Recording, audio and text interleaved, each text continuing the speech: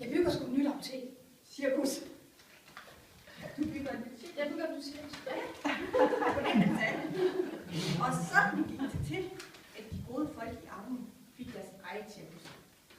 Men det var ikke nok for den unge, energiske, energifyldte, fartglade og ivrige cirkusdirektør. Og han sagde... Det er fartglade, det kan ikke. Jeg bygger sgu et nyt cirkus. Denne gang var de gode folk i Lygten, der fik deres nye cirkus, som de var meget glade for. Men endnu en gang var det ikke nok for den unge, energiske, energifyldte, fartglade og ivrige cirkusdirektør. Så han sagde... Jeg bygger sgu et nyt cirkus. Men denne gang gik det ikke så nemt.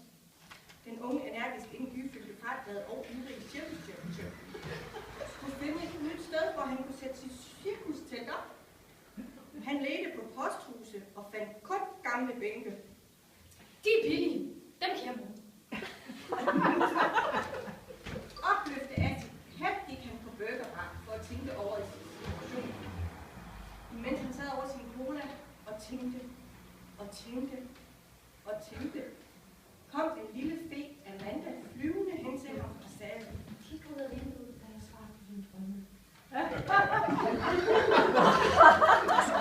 Den unge, energiske, energifyldte, fartglade og ivrige cirkusdirektør kiggede ud af vinduet og tænkte, og tænkte, og tænkte. Pludselig brændte han op og sagde, Jeg bygger sgu et nyt cirkus. næste morgen, formiddag, da den unge...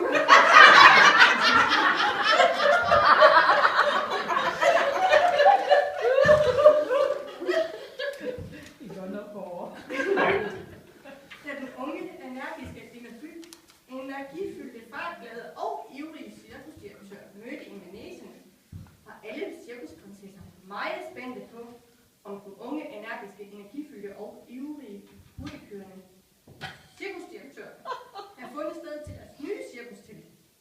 Det havde han, så det var vildt jubel. Men så kom den næste store udfordring for den unge, energiske, energifyldte, fartglade og ivrige cirkusdirektør. Hvem skulle bygge det nye cirkustelt? Den unge, energiske, energifyldte, fartglade og ivrige cirkusdirektør ledte og søgte både i Tyskland og på Langeland. Så det var jo ikke hvem som helst, som kunne bygge det nye cirkustelt til de helt rigtige penge. Den unge, energiske, energifyldte, fartglade og ivrige cirkusdirektør gik ned på burgerbaren, som han havde fået med i købet. Imens han sad over sin cola og tænkte, og tænkte, og tænkte, kom den lille fe Amanda hen til ham og sagde, kig ud af vinduet, når du finder svaret på din drømme.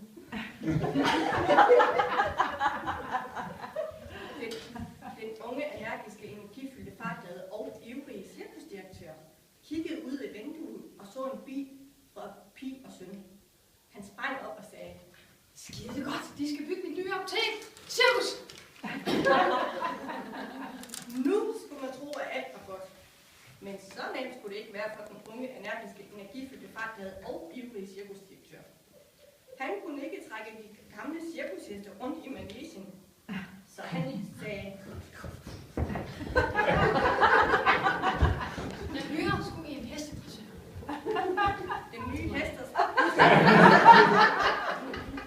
Den nye hestedressør var en ældre, klog og rar herre, der altid havde rundstykker med. Og han hed Tracea. Tracea, den ældre, kloge og rar herre, hestedirektør, som altid havde rundstykker med, vidste meget om cirkusheste.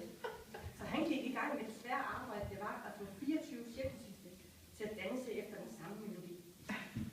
Det var nogle meget smukke, kloge og indrullede cirkusheste. De lærte hurtigt, hvad den ældre, kloge og rare hestedressør, der altid havde rundstykker med, ville have dem til at gøre.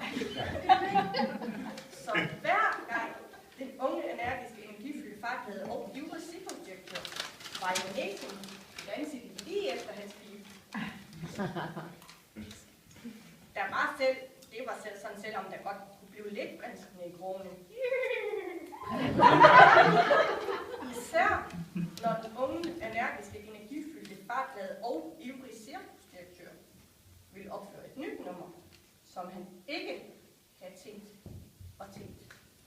og tænkt over. Men sådan er den smukke, kloge og enlige cirkusheste. De lader sig ikke koste rundt